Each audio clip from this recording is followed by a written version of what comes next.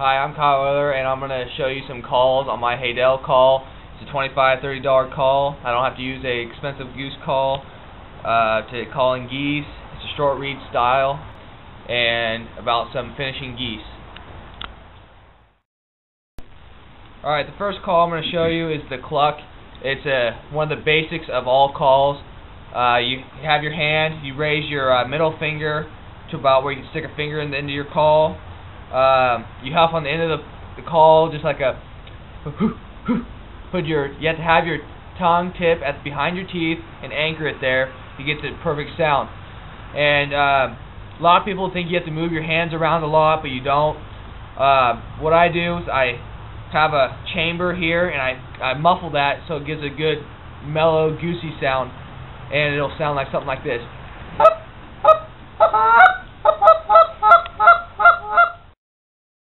Alright, the next call is the murmur. It's kind of a feeding growl, gets them to get down, lay down, helps you lock them in, and it finishes them for that last 20 yards, 30 yards you want to get them in. It sounds something like this.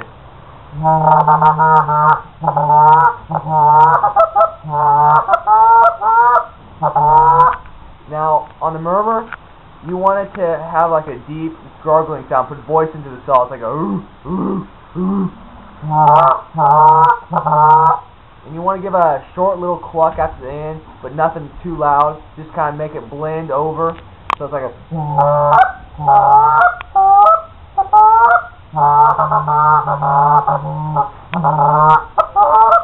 Now on the murmur, it's a really good call to get it to have those geese lay down right in front of you and shoot them.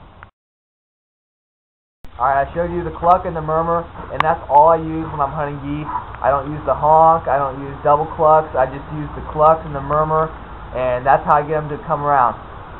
For example, when the geese are out 50–60 yards, I'll give it murmur with a few clucks just to get them to know I'm in the area. Then when they get close, I get more excited. I'll just cluck real fast. A lot of times it'll sound like a double cluck, but it'll be like. Then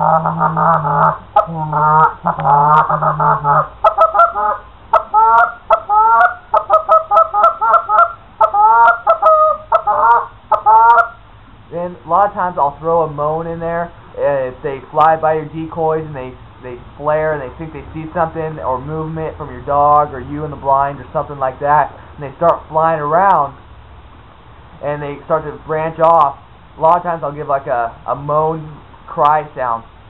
Geese kind of do this for or people do this for a last chance call. And usually once you give this call, when they circle around again, there's a lot of times they'll do one last flyby, and that's when you want to take them, because after that last flyby, they're just going to want to fly away and not really worry about this area. So something sounds like this.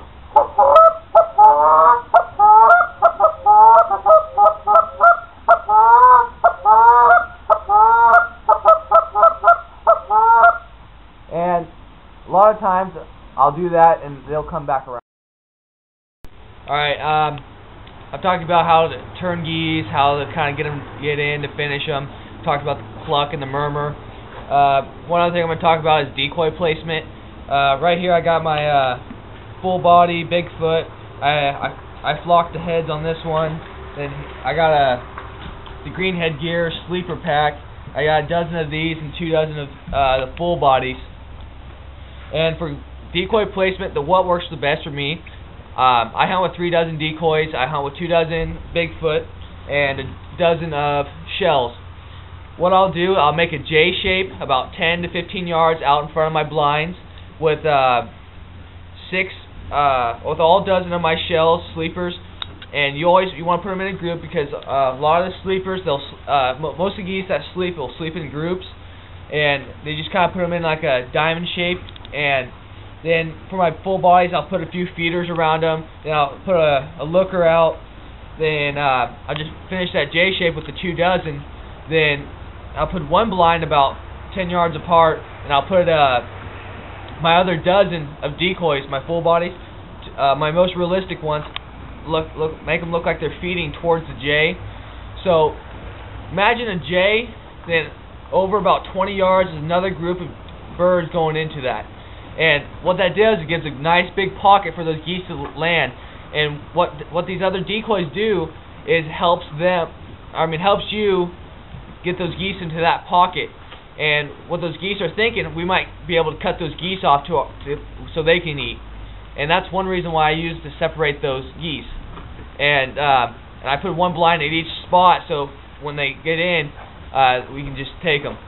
And for a lot of things, that you want to put every decoys all in gun range, because you don't want them all the way out where you can't reach the geese, and you don't want to wound them. And another way I can do my decoy placement is like a boomerang shape, just kind of like a long U, kind of flatter U shape. Just kind of gives them a pocket to land in. And another decoy placement I've worked the best for me is a couple lines. If you have a field that has rode up piles of dirt, I put a couple lines of decoys on them. I'll put probably a dozen and a half on one side, then on another check I'll put another dozen and a half, and put my blinds kind of in the middle. And that's another way I've had a really effective goose killing. Another way I place my decoys is I'll take out about probably 5, 7. I use an odd number of decoys. And a lot of times if you got heavily hunted areas on public or private land, fewer decoys is better sometimes. For example, these birds here, I took out 5 decoys, and I just kind of spread them out in this one little marshy spot I had out in the field. And a couple days before, I was using 3 to 4 dozen decoys, and the geese they'd fly around, they would just leave. Then we had the same groups flying in, and I put the 5 decoys out there, and they never did really second guess it, and they just landed and pretty much wasted them. Finish this video off with some of my calling and how I call on geese.